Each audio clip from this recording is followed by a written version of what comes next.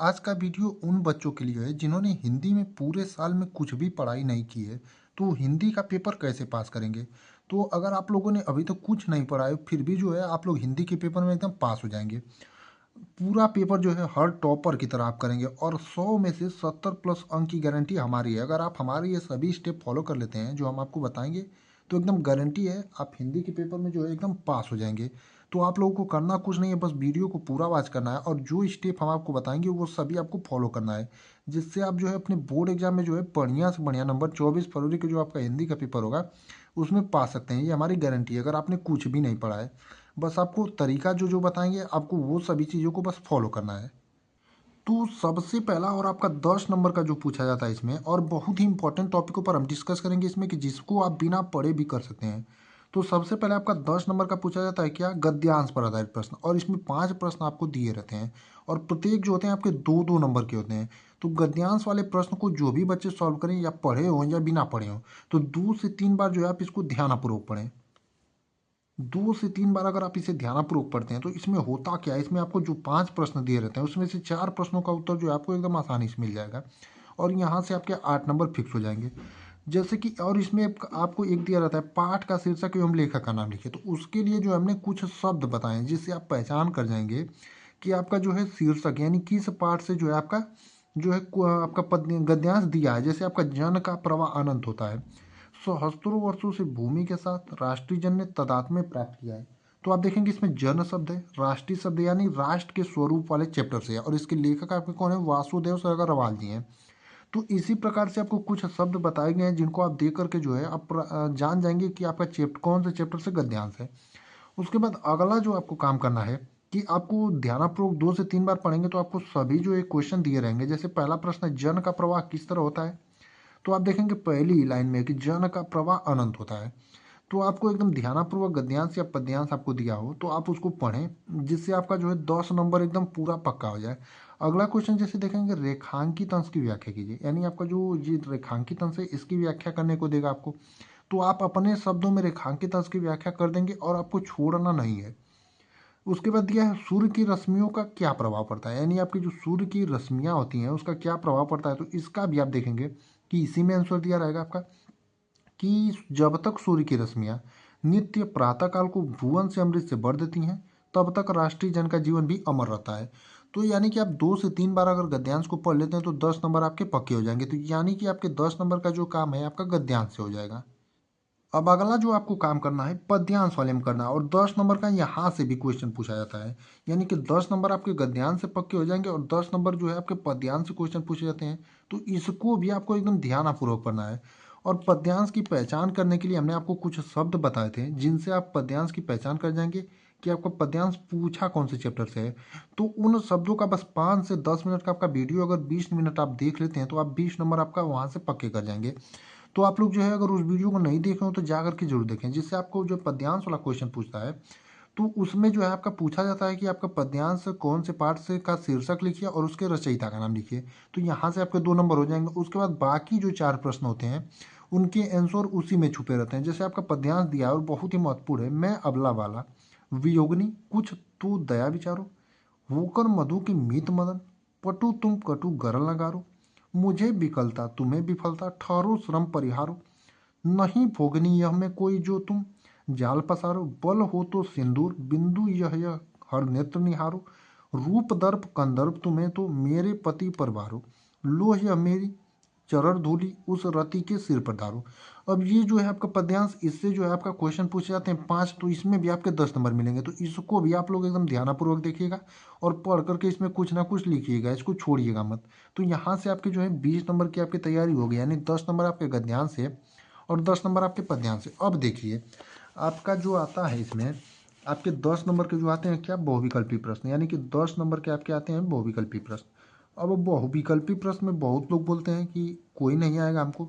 तो कोई नहीं आएगा ठीक बात है, लेकिन अगर आप इसमें 10 में से तुक्का लगाते हैं, तुक्का तो आप लगा ही सकते हैं क्योंकि आपका माइनस मार्किंग है नहीं, आपने साल भर पढ़ा नहीं है कुछ, तो उसको छोड़ कर मत आइए, उसमें कुछ ना कुछ आप ट्रिक मारिए। तो यहाँ से आपके 4 से अगर 5 सही हो जाते हैं तो यानी 4 से 5 नंबर आपका यहाँ से बन जाएगा। तो आपका क्या हो जाएगा, 20 से 25 नंबर जो है आपके बन गए। गद्यांश, पद्यांश और बहुविकल्पी प्रश्न है, तो आपका 20 से 25 नंबर यहाँ से तीन ही स्टेप में जो है आपका मिल गया। तो आपको जैसा हम बता रहे हैं वैसा आपको करना रहेगा अपने बोर्ड एग्जाम में 24 फरवरी के पेपर के दिन। अगर आपने कुछ नहीं पढ़ा है फिर भी जो है हमारी गारंटी आप 70+ अंक पा जाएंगे अगर इन स्टेपों को फॉलो करते हैं जैसे हमने आपको बताया है। अब अगला आपका पूछा जाता है जीवन परिचय, और जीवन परिचय में हमने आपको सूक्ष्म जीवन परिचय याद कराना बताया था कि आप सूक्ष्म जीवन परिचय जो है कैसे याद करेंगे, और एकदम आसानी पूर्वक जो है किसी का भी जीवन परिचय आपको दे तो आप लिख सकते हैं। जैसे सूक्ष्म जीवन परिचय हमने आपको बताया था, आप लिख सकते हैं कैसे। सूक्ष्म जीवन परिचय में आपको लिखना कैसे है, सबसे पहले जिसका जीवन परिचय दे, कवि का, लेखक का, उनका नाम याद कर लीजिए आप, उनका जन्म स्थान, जन्म तारीख यानी कि जन्म कब हुआ था, और उनका जो है जन्म स्थान। उसके बाद जो हो जाएगा इनका क्या याद करना है, माता व पिता का नाम, माता व पिता का नाम, पिता का नाम। उसके बाद जो है इनकी शिक्षा, शिक्षा के बाद आपका हो जाएगा मृत्यु की तारीख, यानी कि मृत्यु की तारीख। तो इस प्रकार से जो है आपके बोर्ड एग्जाम में आपको जो 10 नंबर का यहाँ से जो है जीवन परिचय पूछता है, किसी भी कवि का जीवन परिचय या फिर लेखक का जीवन परिचय, तो आप जो है सूक्ष्म जीवन परिचय के रूप में उनका जीवन परिचय याद कर सकते हैं। जैसे उनका नाम याद कर लीजिए, उनका जन्म तारीख याद कर लीजिए, उनका जन्म स्थान याद कर लीजिए यानी कहाँ पर जन्म हुआ था, उनकी माता व पिता का नाम, उनकी शिक्षा याद कर लीजिए यानी उन्होंने शिक्षा कौन कौन सी ग्रहण की, और उनकी मृत्यु की तारीख।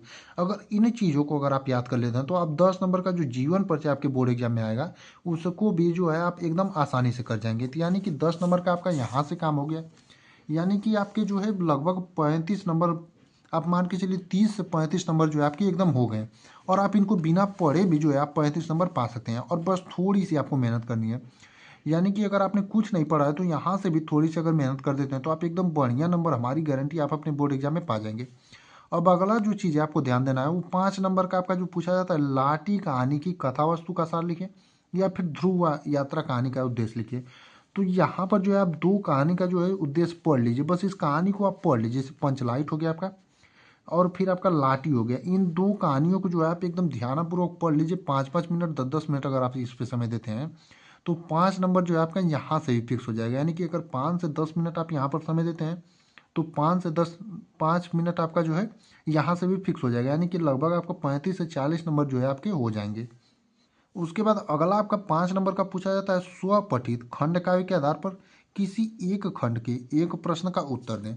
यानी कि आपका जो खंड काव्य होता है आपके जिले अनुसार होता है, और 5 नंबर का ये पूछा जाता है। तो अगर आप इसको भी 20 मिनट दे देते हैं, यानी कि पढ़ लेते हैं अभी से 20 मिनट, क्योंकि आपके जिले का कोई एक ही होगा। जैसे किसी जिले का मुक्ति यज्ञ होता है, कहीं का सत्य की जीत होता है, कहीं का रश्मि रथी होता है, और कहीं का आलोकप्रीत। तो आपके जिले का कोई एक ही होगा। तो आप लोग जो है अपने जिले अनुसार जो है खंड काव्य को पढ़ लीजिएगा, क्योंकि यहाँ से भी आपके 5 नंबर जो है बन जाएंगे। तो आपके कितने नंबर हो गए, लगभग 40 जो है 45 नंबर का जो है आपका काम हो गया। तो आप लोग जो है खंड काव्य को भी एकदम ध्यानपूर्वक पढ़िएगा, क्योंकि यहाँ से भी आपके 5 नंबर के क्वेश्चन पूछे जाते हैं। जैसा कि हमने आपको बताया था कि आप बिना पढ़े भी जो है अभी तो कुछ भी नहीं पढ़े हैं, तो अभी जो है आप हिंदी के पेपर में अगर हमारी ये ट्रिक लगा देते हैं और कुछ स्टेप जो है उनको फॉलो कर लेते हैं यहाँ से लगभग 15 दिनों में, तो आप जो है 24 फरवरी के हिंदी के पेपर में आप 70 नंबर, ये हमारी गारंटी है कि आप 70 नंबर जो है पा करके रहेंगे। क्योंकि 70 नंबर आपका एकदम 100% रहेगा और 70 नंबर आपका कहीं नहीं जाएगा। और अगला और 16 आपका 15 नंबर का यहाँ पीछे जो आता है, पीछे 13वें और 14वें नंबर में, यानी कि 15 नंबर का वेटेज इनका रहता है। तो इनमें भी आपको कुछ नहीं करना रहता है, यानी कि बस पत्र लिखने का एक तरीका देख लीजिएगा कि पत्र लिखा कैसे जाता है। यानी 6 नंबर आपको यहाँ से मिलते हैं। तो आप पत्र लिखने का जो तरीका होता है, जैसे सेवा में आप जिस किसको लिख रहे हैं, सेवा में आपका प्रधानाचार्य महोदय, तो आपका जो पत्र लिखने का तरीका होता है, आप अपने क्वेश्चन बैंक से या कहीं से भी देख सकते हैं कि पत्र लिखने का तरीका क्या होता है। तो आप पत्र लिखने का तरीका देख लीजिएगा, जिससे जो है आप पत्र से आपके जो 6 नंबर के क्वेश्चन पूछे जाते हैं इसको भी आप जो है अपना 6 नंबर कर लें। तो पत्र लिखने का आप लोगों को तरीका देख लेना है, जिससे कि आपके 6 नंबर यहाँ से भी फिक्स हो जाएंगे। उसके बाद अगला जो आपको काम करना है, 9 नंबर का बहुत ही महत्वपूर्ण टॉपिक है, निबंध पूछा जाता है। और निबंध में हमने आपको इंपॉर्टेंट टॉपिक बताए हैं, कौन कौन से टॉपिक पर आपके निबंध जो है ज़्यादा पूछे जाते हैं। जैसे पर्यावरण प्रदूषण हुआ, बेरोजगारी हो गई, साहित्य समाज का और विज्ञान वरदान या अभिशाप, महिला सशक्तिकरण, वर्तमान भारतीय राजनीति की दिशा, ये कुछ निबंध के जो है इंपॉर्टेंट टॉपिक है। तो निबंध कोई याद करने की चीज़ नहीं है, अपने दिमाग के ऊपर निर्भर करता है। तो आप लोग अपने दिमाग अनुसार जिस भी टॉपिक पर आपको निबंध दे, आप उस पर बना करके जो है लिख देंगे, जिससे आपको जो है 9 नंबर मिल जाएगा। तो आपका जो है 55 से 60 नंबर जो है प्यारे बच्चों टोटल आपका हो गया, यानी कि 60 से 65 नंबर आपका यहाँ से माफ करिए 60 से 65 नंबर की आपकी तैयारी हो गई। अब और कुछ और बहुविकल्पी प्रश्न आपको ग्रामर पोर्शन से यानी व्याकरण से आपको कुछ बहुविकल्पी लगभग 5 से 6 दिए रहते हैं। तो अगर इसमें भी आप अगर तुक्का लगाते हैं, यानी 5 से 6 जो दिए रहते हैं, तो यहाँ से भी आपके 2 से 3 हो जाएंगे, यानी 67 से 68 नंबर जो है आपका फिक्स हो गया। और आपको जो है किसी भी क्वेश्चन को छोड़ना नहीं, यानी कि आपका जो क्वेश्चन ना आए आपको, यानी कि बहुत सारे क्वेश्चन आपको एकदम नहीं आएंगे, तो उन क्वेश्चनों को भी आपको छोड़ना नहीं है। क्योंकि अगर उन क्वेश्चनों को भी आप करते हैं तो 20 नंबर का अगर है तो आपको एग्जामिनर अगर 5 से भी 6 नंबर दे देता है तो आपका फिक्स हो जाएगा। और आपको जो है अगर आपको कुछ नहीं आता है तो उसमें गाली गाना शायरी आदि चीज़ें ना लिखें, और जो है आप पेपर में पैसे भी ना रखें, जिससे एग्जामिनर जो है आपका नंबर काटे। तो आपको ये चीज़ें नहीं करनी, और जो जो स्टेप हमने आपको बताए हैं ये सभी अगर आप फॉलो कर लेते हैं तो आप अपने बोर्ड एग्जाम 2025 में 24 फरवरी का जो आपका हिंदी का पेपर होगा, और जिन जिन टॉपिकों को हमने आपको बताया अगर उन पे आप गौर कर लेते हैं तो आप हिंदी में पास होने की बात छोड़िए, आप बढ़िया से बढ़िया नंबर 65 से 70 नंबर पा जाएंगे, ये हमारी गारंटी है। आप लोग जो है इन सभी स्टेपों को फॉलो करिए, और जो है अपने 24 फरवरी के हिंदी के पेपर में बढ़िया से बढ़िया नंबर लाइए, और खुद का नाम करिए, और हमारा हमसे पढ़े हैं तो हमारा भी नाम करिए। तो आप लोग जो है इस सभी स्टेपों को फॉलो करिए और हिंदी के पेपर में बढ़िया से बढ़िया नंबर लाइए। और जो भी लोग अपनी बोर्ड एग्जाम की तैयारी कर रहे हो, बोर्ड एग्जाम की तैयारी बढ़िया से करिए, और पीछे की जितने भी क्लासेस आपको पढ़ाई जा रही हैं सभी क्लासेस को एकदम ध्यानपूर्वक देखिए।